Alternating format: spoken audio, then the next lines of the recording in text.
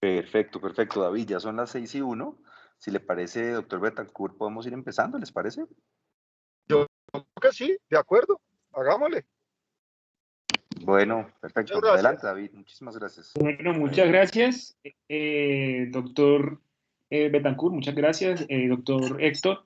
Pues nada, hoy nos toca a nosotros hacer parte de este importante evento y de antemano pues agradecemos la invitación. Y sin más preámbulo, pues entonces vamos a hablar de divertículo auricular izquierdo, si esto es verdaderamente un espectador inocente. Entonces, el caso es de una mujer, ingresa a nuestra institución porque tiene palpitaciones, una mujer de 55 años, natural de Útica, Cundinamarca, vive en Bogotá, ama de casa y está casada. Ella ingresó el año pasado, el 21 de septiembre.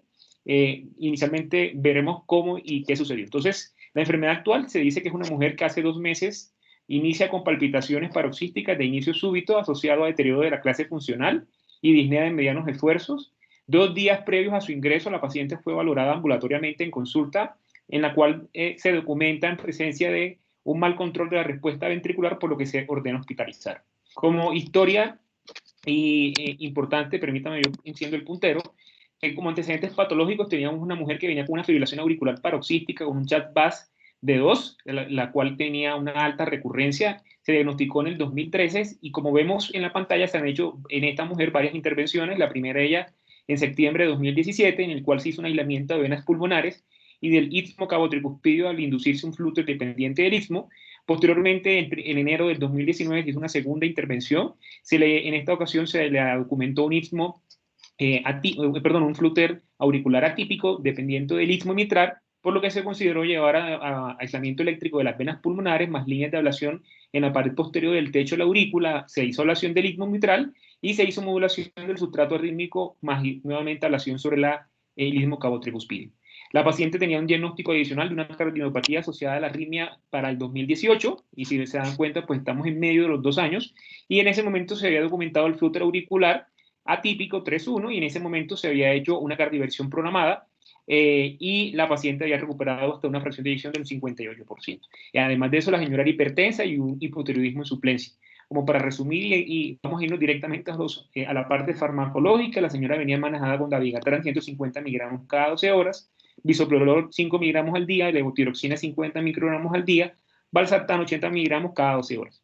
Al examen físico, cuando llegó la paciente a urgencia, es una paciente que, como vemos, tiene una frecuencia cardíaca de 137 latidos por minuto, una frecuencia respiratoria de 24 respiraciones por minuto, estable con una presión de 120-90 milímetros de mercurio, saturando 91%, y al examen físico, para destacar y de manera importante, en el examen cardiovascular, la paciente tenía unos riesgos cardíacos rítmicos, taquicárdicos, sin presencia de déficit de pulso, ni agregados pulmonares, ni alteraciones, pues, en el resto del examen cardiovascular. El electrocardiograma, como vemos en la pantalla, se trataba de una taquicardia con unos complejos, con un QRS estrecho, perdón, en la cual era de un RR, o sea, irregular, y donde de manera característica podíamos ubicar la presencia de unas ondas P, como vemos en la pantalla, positivas a nivel de B1, y si seguimos buscando la encontramos a nivel de D2, de la pared inferior positiva, lo mismo que en D1. Ello nos llevó a orientar como el posible fuente de la taquicardia, una taquicardia auricular dependiente de la aurícula izquierda. Una radiografía de tórax, que digamos casi que dentro de límites normales, unos laboratorios sin datos relevantes, excepto porque tenía una serología para Chagas, la cual fue negativa, y con eso se hicieron las siguientes impresiones diagnósticas. Se consideró que la paciente cursaba con una taquicardia auricular incesante, 2.1, una fibrilación auricular paroxística recurrente con un chat-VAS de 2 puntos, una cardiomiopatía asociada a la arritmia a descartar.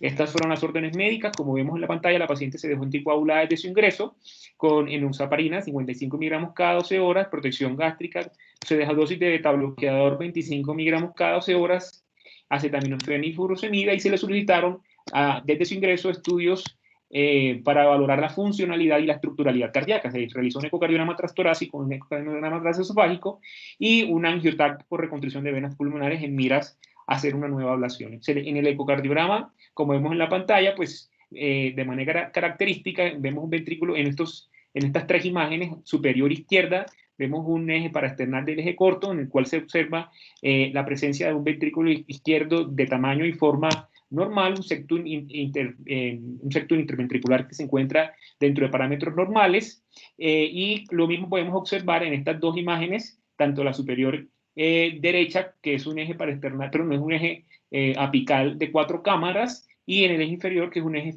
apical de 2 cámaras. No hay trastornos de la contractilidad, se consideró que tenía una fracción de eyección estimada de un 58% y una aurícula izquierda levemente dilatada de 45 mililitros por metro cuadrado. Adicionalmente, se valoró el ventrículo derecho, no se encontraron alteraciones en el tamaño ni en la forma, se calculó un TAX de 19 centímetros por segundo, un TAX de 9 centímetros por segundo, y se documentó una insuficiencia tricuspidia leve, la cual no permitía el cálculo de la PSAP, por lo que no se pudo, no se podía definir adecuadamente el Doppler de la tricúspide. Adicionalmente, se hizo un ecocardiograma transesofágicos de manera rápida. Vamos a ver, digamos, tras estas vistas en las cuales luego logramos observar pues una vista a nivel medio esofágica, en el cual se hace un spline de la aurícula izquierda, ¿de acuerdo? Y en la parte inferior logramos observar un eje a 180 grados, en la cual no se encontraba presencia de trombos en la auriculilla con una insuficiencia mitral leve. En el angiotac de tórax con protocolo para reconstrucción de venas pulmonares, en esta reconstrucción multiplanar a nivel del eje de un corte coronal, se logra observar, que pasa muy rápido la imagen, pero voy a tratar de ubicárselas, ya podemos observar que a nivel del techo de la aurícula izquierda, voy a ponerme justo cuando aparece, aquí en este punto, no sé si la volvemos a repetir para que la pueda ver el resto de las personas, se observa una imagen que parece corresponder a un divertículo, el cual protruye la pared superior de la aurícula izquierda. En ese punto justamente ahí se las estoy mostrando, y eso lo podemos volver a, digamos, a valorar en esta reconstrucción tridimensional, en la cual en la flecha, en la cabeza roja, podemos observar la presencia de este divertículo del cual les estoy comentando. Con esos elementos, entonces, el grupo de electrofisiología consideró llevar a la paciente a una modulación del sustrato arrítmico auricular con un mapeo electroanatómico tridimensional. Y haciendo referencia a lo que habíamos visto la semana pasada, pues con el doctor David Santa Cruz, les traigo esta imagen que corresponde a una imagen del ICE, en el cual encontramos digamos, el ICE está ubicado sobre la aurícula derecha, y ahí podemos observar básicamente el septum interauricular, y se observa una camisa la cual está atravesando el septum interventricular, y probablemente ya habíamos la aguja o todavía se encuentra al interior del mismo. En este momento, posiblemente, luego de ello, que se inicia el paso de los catéteres hacia la aurícula izquierda, ¿de acuerdo? Y a esta paciente se le utilizó un catéter Ace Grigri, la cual posteriormente, pues, podemos observar que se ubicó inicialmente a nivel de las venas pulmonares, tanto la vena pulmonar superior izquierda y la vena pulmonar superior derecha y la inferior derecha y la inferior izquierda, y en la cual podemos observar de manera característica un silencio eléctrico, la cual nos confirmaba que las venas pues se encontraban aisladas del resto de la aurícula. No así cuando se ubicaba este catéter, digamos, el catéter de ablación, se ubicó sobre la pared de la aneurisma, sobre la pared anterior, del divertículo en este caso. Podemos observar cómo existe una precocidad importante, digamos, este estímulo se encuentra precoz con respecto a la estimulación sensada sobre el seno auricular, y asimismo sobre este electrodo decapolar, el cual, digamos, podíamos observar de manera característica que el sitio, digamos, de mayor precocidad se encontraba a nivel del aneurisma atrial. En estas, digamos, mapas de propagación y de programación y de activación, asimismo podemos observar cómo en este punto de donde se encontraba el divertículo, vemos cómo en este punto de manera focal, y si seguimos viendo las imágenes en este mapa de propagación, vemos cómo a partir de este punto se empiezan a propagar de manera centrífuga el estímulo eléctrico, lo cual nos confirmaba una vez más que se encontraba en la fuente de la arritmia, se encontraba a nivel de este punto. En este otro mapa, pues que básicamente estoy tratando de demostrar o demostrarles lo que se hizo en el procedimiento, y es donde tenemos este catéter de ablación, se encuentra justo sobre el divertículo, haciendo la ablación sobre el respectivo divertículo y sitiando alrededor del mismo. Y una vez hecho este procedimiento, vemos cómo se corrobora, ¿cierto? En estos otros electrogramas, cómo a partir de este momento, digamos, una vez se aplican los distintos puntos de ablación, se termina la arritmia y el paciente pasa a tener un ritmo sinusal. Este es el electro posterior al mismo, en donde vemos cómo existe, ya recordamos un ritmo sinusal para la paciente con un trastorno en la repolarización a nivel de la pared anteroseptal y, digamos, la paciente finalmente, posterior a ello, fue dada de alta en manejo médico con metoprolol 25 miligramos cada 12 horas, anticoagulación con dabigatran 150 miligramos cada 12 horas, protección gástrica con sucralfate y omeprazol. La paciente se siguió revisando en consulta con electrofisiología, se mandó a valoración por neumología en clínica de sueño para valorar la presencia de SAJOS y manejo por nutrición, y se le realizaron pues, de manera rutinaria un holter de 24 horas y finalmente la paciente en consultas posteriores pues no se volvió a demostrar la presencia de la arritmia. Entonces no sé si en este momento existan alguna pregunta o algún comentario sobre la historia clínica.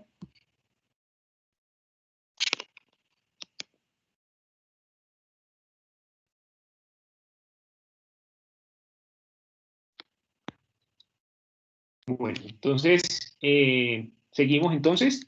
Entonces, después de haberles dicho esto, entonces, recordemos que la charla era saber si realmente teníamos un espectador inocente, pues les voy a cambiar la charla. Y a partir de este momento, entonces, el título de la charla la vamos a llamar Un lobo vestido de oveja, dado los hallazgos inicialmente descritos. Entonces, el desarrollo del ATAC multicorte, tanto para estudios de enfermedad coronaria como aislamiento de venas pulmonares, nos ha permitido el reconocimiento de estas nuevas estructuras, las cuales anteriormente no eran demostradas, la prevalencia de, digamos, estimado por Angiotac en los escenarios anteriormente descritos, se ha demostrado que varía entre un 10 y un 27% de estas anormalidades de la aurícula izquierda. No es claro si este aneurisma o este divertículo son más comunes en pacientes con FA o si incluso pueden ser el sustrato para la fibrilación auricular, para la fuente tromboembólica, incluso para perforación en contextos de procedimientos. Y claramente si tenemos esta estructura, pues se puede volver una trampa para el catéter de ablación y generalmente puede terminar en penetración de la pared. Una forma de irnos adentrando el tema, después les traje esta pequeña revisión anatómica. La aurícula izquierda, como vemos en la imagen, se ubica ortogonalmente al lado, al lado y hacia la parte posterior con relación a la aurícula derecha. Su estructura más frontal es la auriculilla izquierda, la cual se encuentra en directa relación con el seno pulmonar. Está separada la aurícula derecha por el tabique interauricular y anteriormente limita, y estas relaciones anatómicas son muy importantes, dado el riesgo que existe de lesiones durante los procedimientos de ablación. En la parte anterior limita con el seno pericárdico y la raíz aórtica, y en la parte posterior, de manera característica, es donde ingresan las 4 venas pulmonares, y detrás de ellas pues, se va a encontrar el esófago, la bifurcación traqueal y la aorta descendente. De manera, digamos, gráfica, les traje esta otra imagen en la cual se puede observar cómo existe una división anatómica de la aurícula izquierda. Se ha considerado que se puede dividir en 4 porciones: una porción, digamos, anterior, ¿cierto? Una porción septal, una porción que va hacia la pared lateral y una pared posterior, donde de manera característica vemos cómo entran los ostium de las 4 venas pulmonares, las cuales además de eso existe un componente variable en su estructura y que consideramos que generalmente el 80% es esta estructura que estamos observando para las venas pulmonares y un 70% para las venas pulmonares izquierdas. Una vez dicho eso, entonces vamos a empezar a decir o describir cuáles son las anormalidades anatómicas de esta aurícula izquierda. Y inicialmente la primera clasificación que se tenía era una clasificación bastante bizarra, y en la cual de cierta manera se podían incluso hasta hace muy poco tiempo mezclar los diferentes conceptos. Sin embargo, en esta primera clasificación vemos cómo ya existen nombres y características propias de la misma. Para el caso de divertículo, por ejemplo, se considera que son estructuras contráctiles saculares con una superficie interna, la cual puede ser principalmente lisa, tiene un ostium circunferencial y un cuello estrecho. Tiene morfología variable, la cual puede ser cística, puede ser cónica, puede ser irregular. Su origen embriológico generalmente depende de la vena pulmonar y generalmente esta se incorpora a la aurícula izquierda. Asimismo, el aneurisma son estructuras no contráctiles, a diferencia del divertículo, en la cual tienen cuello ancho y están seguidos de un cuerpo en forma de saco, y la auriculilla accesoria generalmente son estructuras muy parecidas a las del divertículo, con una forma de saco, son trabeculadas, y el cuello, a diferencia del divertículo, es mucho más estrecho. Adicionalmente, como se origina a partir de la aurícula primitiva, generalmente está muy en relación y cercanía con lo que tiene que ver con la auriculilla izquierda. Últimamente encontramos este nuevo grupo de anatomías o anatomías como lo son los punch septales, las cuales son estructuras en forma de saco de marsupio, los cuales ocurren generalmente a nivel digamos, a nivel del septum interauricular, una vez que el foramen oval está ausente, pero digamos, se forma una cavidad entre el septum primum y el septum secundum, los cuales están incompletamente fusionados y a partir de la cual se pueden generar trombos y arritmias. Estas cuatro imágenes básicamente traigo de manera gráfica cómo se ven, digamos, en esta imagen superior de la izquierda, cómo se observa específicamente hablando a partir del techo de la aurícula, estos divertículos lo vemos en esta reconstrucción tridimensional. En estos modelos anatómicos se observan cómo estos aneurismas son, digamos, son circunscritos generalmente a la pared lateral de la aurícula, a la aurícula derecha, mientras que en la aurícula izquierda también se ven como estas mágenas saculares. Con respecto a la auriculilla accesoria, pues vemos como aquí, por ejemplo, donde está la flecha blanca y la seguimos aquí, están muy cerca a la auriculilla izquierda, y finalmente los punch que les comenté, los punch septales, como vemos como su morfología como si fuera un saquito, pues, en el septum interauricular, lo podemos observar de manera característica. Adicionalmente, una vez dicho esto, pues digamos la serie más grande que encontramos es esta de pacientes de 2011 del Dr. Chin, en el cual a partir de 2.059 pacientes se documentó que en estos pacientes que eran llevados a angiotomografía inicialmente coronaria, se documentó que había un 18.3% de estas alteraciones y que principalmente eran dependientes de la pared, del lado derecho de la pared auricular superior. Y no, en este punto, pues, hay que adicionalmente entender que esto puede variar dependiendo de las diferentes cortes, como vemos, desde un 28 a un 48%. Su diámetro medio va entre 6 a más o menos 3.5 milímetros y generalmente se encuentran en esa pared anterosuperior. Digamos, una manera de diferenciarlo, y es lo que yo les había comentado, los apéndices accesorios generalmente se encuentran en la pared inferolateral, como vemos en la imagen de la inferior, y lo mismo que en la pared posterior inferior lateral, justo al lado de la aurícula, que puede estar en relación con la auriculilla izquierda. A diferencia de eso, los divertículos auriculares, ya les había comentado algo, se encuentran principalmente a nivel de la pared superior anterior y del techo de la aurícula. Y como les mostré en un principio, el paciente debutó por una taquicardia auricular y por ejemplo, que es esta serie, es lo que sucede normalmente con una taquicardia auricular, donde vemos cómo en pacientes no llevados a ablación, el origen o la fuente de origen generalmente ocurre a nivel de la aurícula derecha en un 70.1% de las veces, principalmente a nivel, y como vemos acá, de lo que tiene que ver con el seno coronario, y también puede estar en relación al istmo cabotricuspideo. Con respecto a la aurícula izquierda, vemos que hasta el 30% de las veces, y principalmente dependiente de las venas pulmonares. Sin embargo, últimamente ya hemos visto que a partir de estos procedimientos de ablación, la clasificación ha cambiado y vemos cómo a partir de digamos, del mecanismo, ¿cierto? De cómo se generan estas arritmias auriculares, pues se puede clasificar. Entonces tendríamos un patrón focal, que era el que tenía nuestra paciente, y un patrón que puede ser por macrorreentrada. De manera gráfica podemos dividirla en dos grupos, aquellas que son por un automatismo normal, bien sea por un automatismo aumentado o por una actividad desencadenada, o por microrreentrada, donde en cual se encuentran reentradas localizadas. A diferencia de las macrorreentradas, las cuales pueden estar en relación con, digamos, extensas ablaciones, y su comportamiento con respecto a la adenosina la vemos en la gráfica. Generalmente estas que son por actividad anormal pueden suprimirse o pueden terminarse. Las microrreentradas son insensibles, lo mismo que las macrorreentradas, y el objetivo de estas básicamente es hacer ablación del sitio temprano de la activación, como sucedió en nuestra paciente. Esta es de manera característica lo que vemos en cada una de las diferentes taquicardias. En este, por ejemplo, hace parte de las taquicardias focales. Es muy, digamos, parecido a lo que tenía nuestra paciente.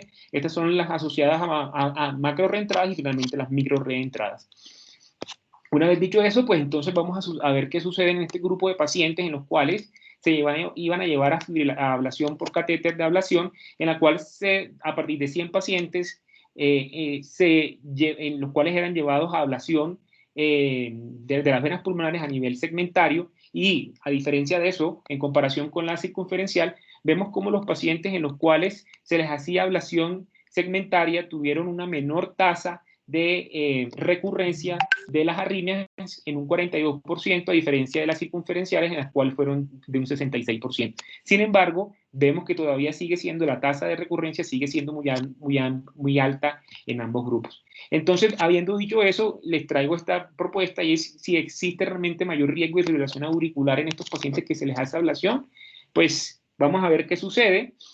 En los pacientes que, por ejemplo, si estos pacientes tienen divertículos que los cuales eran referidos o direccionados a hacer ablación por radiofrecuencia de fibrilación auricular, en estos 214 pacientes tenían fibrilación auricular y versus otros 214 pacientes en los cuales se tomaron como controles de pacientes que iban a ser llevados a angiotomografía coronaria. Digamos, este grupo de pacientes vemos como el riesgo, ¿cierto?, de divertículos o la presencia de divertículos se encontró que fue de un 36% para el grupo que iban a ser llevados que tenían fibrilación auricular versus un 32.7% para aquellos pacientes que no tenían fibrilación auricular. Y vemos cómo ambos grupos, cuando se comparan, no existían diferencias estadísticamente significativas en sus patologías de base, así como las alteraciones propias de la estructuralidad cardíaca. Una cosa importante sí hay que destacar, y es que, por ejemplo, en este grupo de pacientes se documentó que los principales sitios de presencia de los aneurismas fue sobre todo la pared anterosuperior derecha de la aurícula izquierda y la pared inferior lateral. Este otro estudio nos muestra, por ejemplo, cómo pacientes, a partir de pacientes que iban, digamos, estaban siendo llevados, en los cuales se habían documentado, perdón, divertículos auriculares izquierdos, que iban a ser llevados a ablación por fibrilación auricular. A partir de 212 pacientes, se documentó que en este grupo de pacientes con fibrilación auricular, el 27.3% los tenían. Sin embargo, cuando se comparaba con los pacientes que no tenían divertículos auriculares, perdón, que no tenían fibrilación, que no tenían, perdón, que no tenían divertículos auriculares, lo único que nos mostró diferencias significativamente estadísticas fue la presencia de enfermedad isquémica a favor del paciente que no tenía, que tenía divertículos auriculares. En este caso, se hizo un análisis a 3 años y no se encontró diferencias entre un grupo u el otro. Entonces, está digamos, esta presencia de un divertículo auricular izquierdo se asocia con recurrencias en pacientes en que van a ser llevados a fibrilación auricular por ablación por fibrilación auricular. Entonces, a partir de estos 100 pacientes de 53 años, estos dos pacientes fueron llevados, estos dos grupos fueron llevados tanto a ablación por radiofrecuencia como por crioterapia, y vemos cómo, digamos, lo único que diferenció la presencia de recurrencia en este estudio fue la técnica usada o empleada para la intervención, que en este caso fue principalmente a partir de la radiofrecuencia. La presencia del divertículo, pues como vemos en la pantalla, no tuvo asociación con mayor grado de recurrencia en el grupo en los cuales se presentaba el divertículo. Finalmente, en este otro estudio que también me pareció interesante y que fueron pacientes en los cuales se documentó, digamos, si la presencia de estos anomalías auriculares documentadas por estudios de TAC multicorte se asociaba con fibrilación auricular y eventos cerebrovasculares. A partir de 294 pacientes en los cuales se llevó a TAC multicorte, se documentó que el 51.7% tenían anomalías auriculares. Y a diferencia de los estudios que les mostré anteriormente, vemos como, por ejemplo, los pacientes que tenían la presencia de, estos serían los punch septales, ¿cierto? Vemos cómo existe una relación estadísticamente significativa en la presencia de fibrilación auricular, así como aquellos pacientes en los cuales se documentó presencia de divertículos, perdón, de divertículos o de estructuras auriculares accesorias, que como vemos en la pantalla fue un 47.4% para las pacientes que tenían alteraciones en la aurícula, a diferencia de los que no tenían. Y otro grupo importante que me llamó la atención es la misma relación que se documentó con los eventos tanto cerebrovasculares como accidentes isquémicos transitorios en relación con la presencia de los punch auriculares y adicionalmente con la presencia de estos aneurismas auriculares izquierdos anteriormente descritos.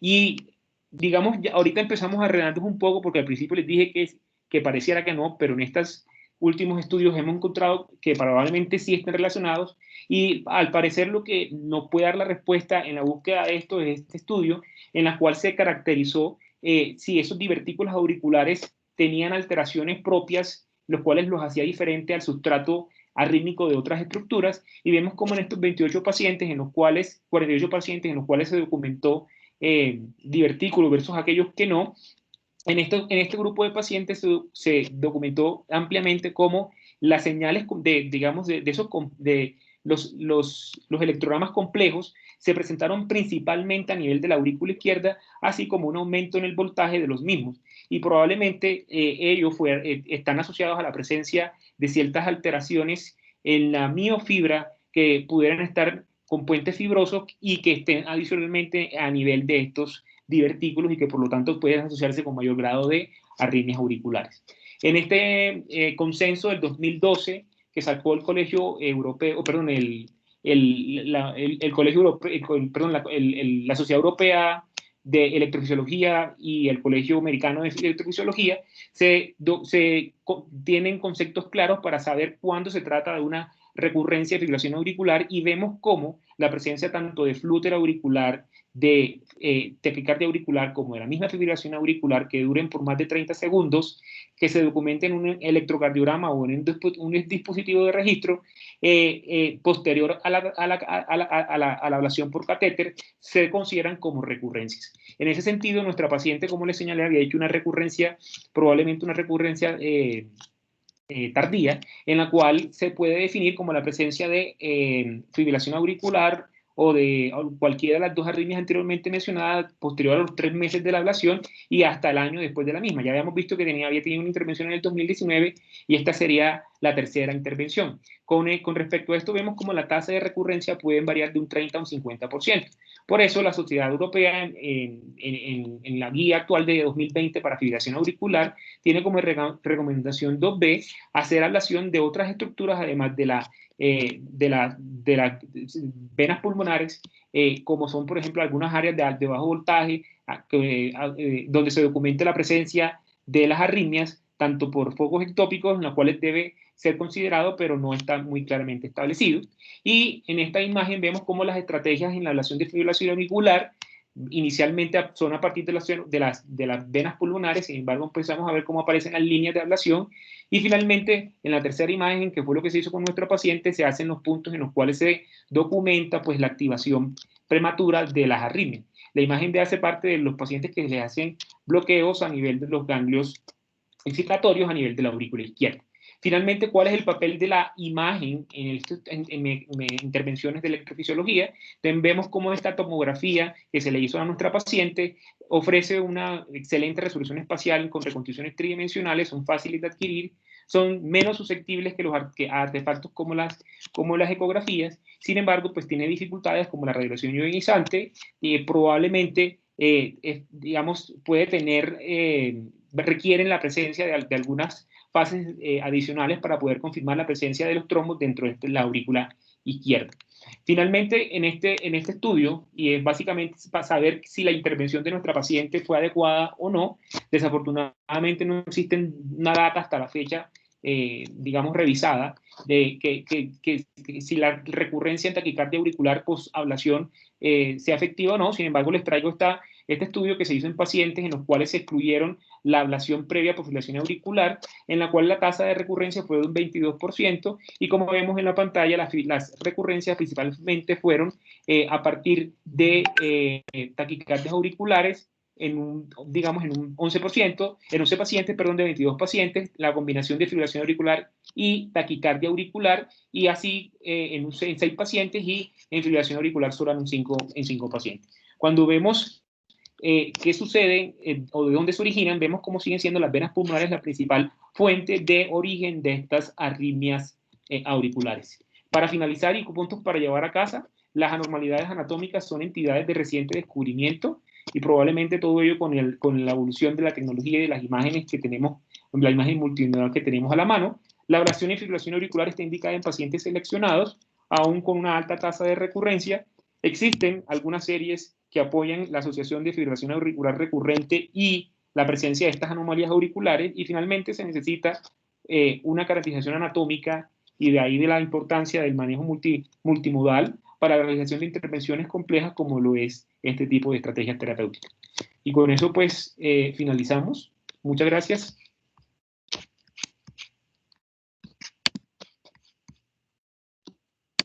Muchísimas gracias, David. Excelente la revisión y muy interesante el caso.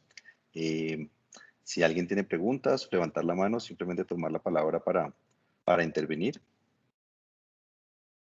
Buenas noches. Me parece que fue una intervención muy adecuada y acertada la del doctor Orlando David. Sin embargo, quisimos presentar este caso no solo por lo interesante y sus características, sino por varias cosas en particular, y es la evaluación totalmente que se le debe hacer a estos pacientes con enfermedades auriculares. Nuestra hipótesis es que es una paciente que venía presentando taquicardias auriculares, pero que con la vulnerabilidad auricular que ella tenía, favorecida por su apnea del sueño, por su obesidad y demás comorbilidades, pues favorecía fibrilación auricular, flúter auricular, y como tal nunca habíamos tenido un registro de taquicardia auricular. ¿A qué va esto? A que con todo esto que tenemos de tecnología moderna, de evaluación de imágenes, de ecocardiografía intracardíaca, eco tridimensional, todo lo que tenemos, el electrocardiograma nunca va a pasar de moda y nunca lo pasará. El electrocardiograma es un análisis fundamental en nosotros como cardiólogos. Y nosotros vemos que en esta paciente tenemos un complejo de arritmias auriculares en donde el diagnóstico y la sospecha diagnóstica y también la guía terapéutica fue basada en el análisis electrocardiográfico. Cuando nosotros analizamos este electrocardiograma particular, es evidente que tiene una taquicardia auricular 2:1. No es una fibrilación auricular, no es un flúter auricular. Entonces, estamos teniendo oiga, espérese, es una paciente, llegó por fibrilación auricular, fue lo que vimos. Después del aislamiento inicial de venas pulmonares, no indujimos ninguna otra arritmia. Luego recurre a los 2 años con un flúter auricular, indujimos un flúter, mapeamos un flúter, encontramos un flúter atípico, se hace ablación, no se induce nada más. Ahora llega por una taquicardia auricular, es decir, si bien estaba recurriendo su clínica, estaba teniendo una arritmia diferente. Y en ese sentido, que teniendo la arritmia diferente, el análisis fue, oiga, hagamos una imagen, lleguemos al análisis de la anatomía, porque cuando nosotros comparábamos la reconstrucción de los mapas que hicimos previamente, sí se veía alguna anormalidad en el techo, pero no veíamos claramente la presencia del divertículo como nos lo demostró la angiotomografía, que en este caso, por ser un caso complejo, por tener ya una doble recurrencia clínica, decidimos hacer la angiotomografía y nos encontramos con este hallazgo de alto impacto y además con que la taquicardia auricular provenía de ese sitio. Entonces, como otro mensaje adicional, yo dejaría, con toda la tecnología que tenemos en cardiología, el electrocardiograma es una fuente fundamental de análisis en todos nuestros pacientes. Nunca se nos olvide que es de las piezas más importantes que nosotros debemos tener como cardiólogos. Muchas gracias. Muy buena la presentación. Si hay preguntas, estamos dispuestos a resolverlas. Gracias. Yo tengo una pregunta, tanto para Juan Felipe como para David. ¿Qué frecuencia? Pues obviamente ya hay un centro de alto volumen para todo, incluyendo para electrofisiología, pues aquí hacemos mucha resonancia y también hacemos TAC para este tipo de pacientes, y la verdad no recuerdo haber visto el primero. Espero que no se me hayan pasado, pero ¿qué tan frecuente es verlos? Y cuáles son, como, además de las que mencionó David, cuáles son las cosas que lo deben a uno motivar o sospechar que esto está ocurriendo, o que ese diagnóstico diferencial, sin tener la tomografía? Obviamente con la tomografía se simplifica la cosa, pero dentro de las sospechas clínicas, ¿qué cosas deben hacerlo a uno decir, hombre, este caso está como raro, más bien avancemos con una imagen adicional para que no se nos pase el diagnóstico? Yo tengo una posición muy particular, digo muy particular porque es muy mía, a veces no es tan compartida ni siquiera por mi grupo de colegas, y es que cuando uno hace un abordaje de estas arritmias complejas, es ideal tener un análisis imagenológico del corazón y una reconstrucción tridimensional, porque eso le da a uno una globalidad en el procedimiento de ablación, en el mapa. Incluso se puede hacer una fusión de la tecnología del mapa que uno hace con el mapa de la tomografía. Sin embargo, es una estrategia costosa. Entonces, obviamente, no a todos los pacientes se le hace una reconstrucción anatómica por angiotomografía o por resonancia también puede hacerse, porque pues es una estrategia costosa, además que ya va para una intervención que es costosa y para un tratamiento farmacológico que también va a tener un alto impacto económico. Más sin embargo, como dijo Orlando, si bien se relaciona más con taquicardia auricular focal, su interrelación con fibrilación auricular no es despreciable. Entonces yo pienso que muchas veces en aras del procedimiento, a veces se enfoca uno mucho en lo que induce, en lo que va a ir a hacer. Pues yo creo que hacer una reconstrucción anatómica muy juiciosa de la cavidad en la que uno va a hacer, pues le puede tratar de ayudar a identificarlo. Y cuando nosotros analizamos las imágenes de eco intracardíaco, no era fácil de ver, Doc. Cuando nosotros analizamos la imagen de eco intracardíaco, se veía, digamos, como la curvatura, la concavidad del techo de la aurícula izquierda, pero no se veía claramente la capacidad del divertículo dentro de la imagenología de ultrasonido.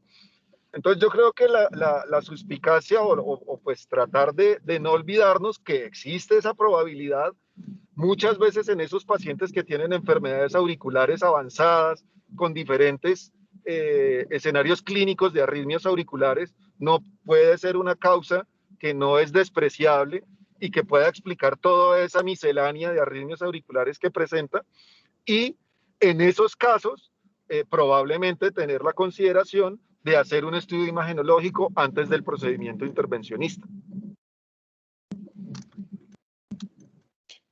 Yo tengo una pregunta al respecto. Es decir, que ustedes le están, es decir, están haciendo evaluación de fibrilación auricular sin una resonancia o sin un TAC previo.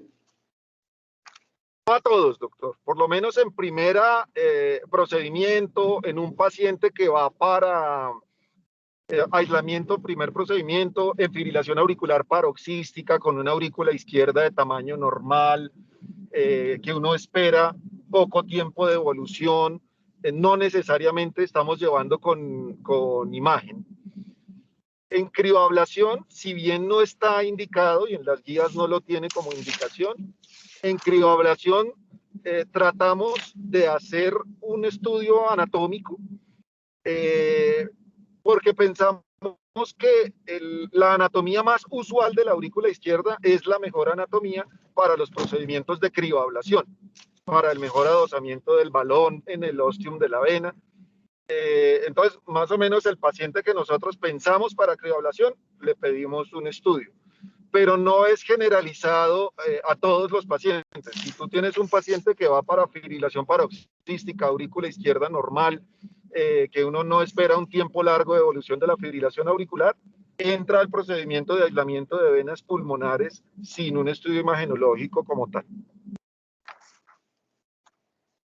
Okay, y es una gracias. estrategia de costo, Doc. Es una estrategia de costo, porque pues de todas maneras en la moderación de costo pues también está la responsabilidad de todos nosotros al fin y al cabo, porque pues estamos haciendo una intervención que de por sí ya es de alto costo, como tratar de moderar. Cuando preveemos que es un procedimiento más complejo, una aurícula ya dilatada, una fibrilación auricular que quizá ya no es paroxística, sino es más persistente o largamente persistente, Preferimos que el paciente vaya con un estudio imagenológico que nos oriente hacia una anatomía global de la aurícula y dónde van a ser las intervenciones principales que hacemos. Y solo por una pregunta en cuanto a lo que usted menciona del costo, doctor Betancourt, porque es decir, el costo de una resonancia, pues, que le ofrece los beneficios de conocer exactamente la anatomía, y aunque pues, ustedes ya son muy cuidadosos y la tasa de estenosis de las venas pulmonares es extremadamente baja, pero que por lo menos le ofrece esa garantía de saber cómo está la anatomía versus el costo total de la intervención, pues realmente es probablemente debajo del 3 o 4% comparado con el estudio, ¿no? Comparado con el costo total del procedimiento. Sí, de acuerdo, puede ser digamos, un porcentaje bajo, más sin embargo, pues eso sumariza, ¿no? Va sumando con todos los otros escenarios, catéteres, la sonda de eco intracardíaco, que pues es una estrategia fundamental para minimizar complicaciones y evaluar el tema de hospitalización. Entonces, pues digamos que ahí uno trata de individualizarlo, tratando, obviamente, pues, probablemente se muchas cosas en algunos pacientes, pero tratando como de individualizarlo, buscando darle el beneficio al paciente que pensamos que pueda tener un poquito más de impacto. Pero pues tiene razón, doctor. Lo ideal sería que fuera incluido dentro de todo paciente que fuera, porque ya uno va con una imagen anatómica en la cabeza que le va a ayudar mucho en el mapa y en determinar qué es lo que va a hacer. Ok, doctor, muchas gracias. No, señor. Estoy Muchísimas viendo si hay más gracias. preguntas. Adelante. Medina, muchas gracias por la invitación. Una felicitación especial a Orlando por la excelente correlación clínica de imágenes y del procedimiento. Yo creo que aquí vale la pena resaltar cómo ha evolucionado el conocimiento en estos aspectos. Nosotros lo vivimos cuando el doctor Sandoval estaba en la clínica, estuve entrenándose con el doctor Koch. En ese momento, pues, se llegó a implementar la técnica del MACE, que era como el enfoque que se le podía brindar a los pacientes que tenían fibrilación auricular y que iban a ser llevados a un procedimiento quirúrgico intervencionista. Evidentemente, los resultados eran en general buenos. Observábamos algunas alteraciones electrocardiográficas especiales y también en algunos casos algunas taquicardias que eran relacionadas con el tipo de incisiones o de intervenciones con cría que se hacían en ese momento. A mí me parece que el otro hito importante es el del grupo de Bordeaux en Francia, cuando ellos reconocen que las venas pulmonares son una fuente importante de fibrilación auricular como mecanismo de origen en un grupo de pacientes.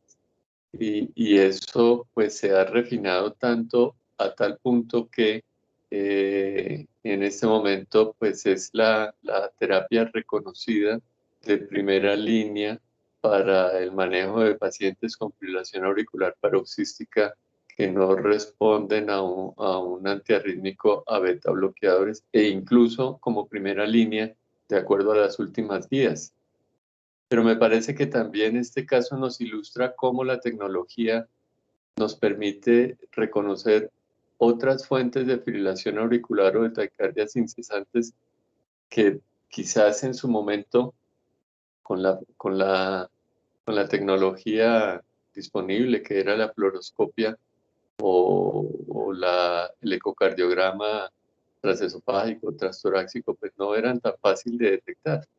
Hoy en día, mediante la escanografía o la resonancia, pues es muy evidente que es una ayuda diagnóstica de muchísimo valor. En este caso, por ejemplo, pues el beneficio para la paciente es innegable. Ella tenía una taquicardiomopatía a partir de una taquicardia auricular originada en esta anomalía en la aurícula izquierda. Curada es la taquicardia, curada también la taquicardiomopatía. Me parece que el comentario del doctor Medina es muy pertinente. Hay un grupo del doctor Marush que insiste mucho en el uso de la resonancia como una ayuda para poder definir qué se va a hacer con un paciente que tiene fibrilación auricular largamente persistente. Y existen unos grados de fibrosis ya de la aurícula izquierda que le indican por lo menos a ese grupo cuándo el paciente probablemente va a beneficiarse o no, además del aislamiento de venas pulmonares de otro tipo de intervención, y cuál va a ser la probabilidad de recurrencia de la arritmia a mediano y a largo plazo, de acuerdo al grado de fibrosis.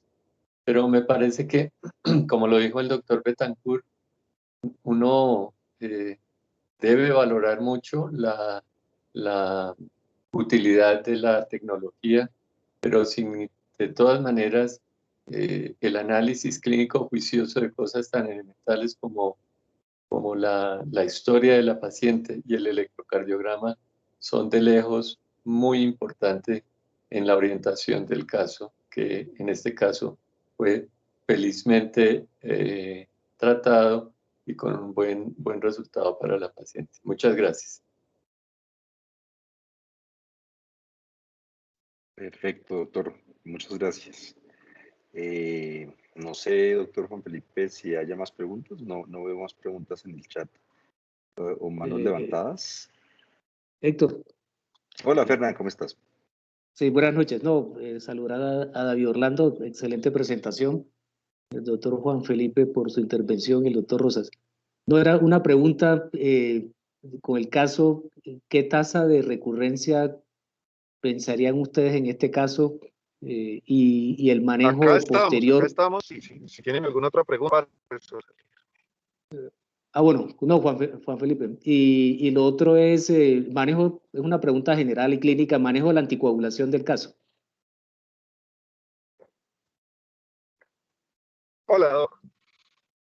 La tasa de recurrencia en fibrilación auricular depende mucho de las características de la fibrilación auricular, porque en este momento, pensando en lo que estaba hablando el doctor Medina, dentro del estudio de resonancia, hay estudios recientes de análisis de la carga cicatricial auricular para determinar el impacto que tenga la enfermedad auricular y también determinar las características de la ablación. Entonces, la tasa de recurrencia va a depender mucho de el tipo de fibrilación auricular que tengamos y de la cantidad también de lesiones que tengamos que hacer nosotros en la aurícula, porque muchas veces los flúteres auriculares atípicos son iatrogénicos, son flúteres auriculares dependientes de las lesiones que nosotros hicimos dentro de las aurículas izquierda o derecha. Entonces uno debe tener mucho cuidado de hacer lesiones transmurales, de hacer lesiones completas, es decir, líneas que no sean incompletas, evitar gaps o evitar movimiento de los catéteres durante las aplicaciones, porque eso va muy de la mano de las alteraciones de flúter auricular atípico. Entonces, en ese sentido, uno debe tener, digamos, como precaución dentro del procedimiento. Y dentro globalmente, pues hay como precauciones pre, intra y post procedimiento para tratar de minimizar estas tasas de recurrencia. Una de las cosas más importantes siempre es modular todos los factores predisponentes: la apnea del sueño, la obesidad, la hipertensión no controlada, la misma diabetes no controlada, dislipidemia. Las características del procedimiento, pues lo que estamos hablando, si estamos en presencia de una fibrilación auricular con una enfermedad auricular más avanzada, en donde vamos a tener que hacer muchas más lesiones dentro de las aurículas, pues tener toda esta estrategia de cuidado. Ya tenemos una tecnología actual que nos ayuda también a hacer la monitoría de presión y contacto dentro de la aurícula con el catéter de ablación. Entonces, eso nos permite entrarnos dentro del equilibrio, que ni se nos pase mucho para evitar el riesgo de perforación, pero tampoco que no vayamos a hacer una lesión transmural que nos favorezca un gap que nos puede favorecer una recurrencia de un flúter auricular. Y en ese sentido también va el manejo posoperatorio, Doc, que va a la otra pregunta, y es ¿dónde o hasta qué punto tenemos que hacer? Bueno, uno fundamental, todo el control de todos los predictores y factores de riesgo. En el tema de anticoagulación, que eso es un tema muy importante que tiene que quedar claro, y es que la anticoagulación la va a determinar el CHATS. ¿Qué quiere decir eso? Si yo tengo un paciente con un CHATS bajo, bajo es 1 o menos, ese paciente lo vamos a anticoagular. Periprocedimiento y postprocedimiento va a durar con una anticoagulación que puede ir entre los 30 y los 90 días, en donde con una evaluación que no tenga recurrencia de arritmia auricular o de fibrilación auricular puede suspenderse anticoagulación. En un paciente que tenga un CHATS alto, independiente del resultado de la ablación, es un paciente que debe permanecer anticoagulado. Hasta el momento en eso va. Entonces, este paciente con las características que tienen, si bien tiene una evolución, no ha tenido recurrencia clínica importante después de esta última ablación, pues ella per se tiene un CHATS, lo que muy seguramente nos hace apoyar la estrategia de mantener la anticoagulación. ¿Por qué digo que este aspecto es importante, doctor Fernández? Y para todos. Porque no es infrecuente que muchas veces nos remitan un paciente con la idea de que hagamos aislamiento de venas pulmonares para que le quiten la anticoagulación. Entonces, ese es un punto también para llevarse a la casa. Paciente con indicación de anticoagulación por fibrilación auricular, con o sin ablación o aislamiento de venas pulmonares, va a seguir con necesidad de indicación de anticoagulación. Gracias, de acuerdo y perfecto. Yo creo que ese mensaje es muy claro.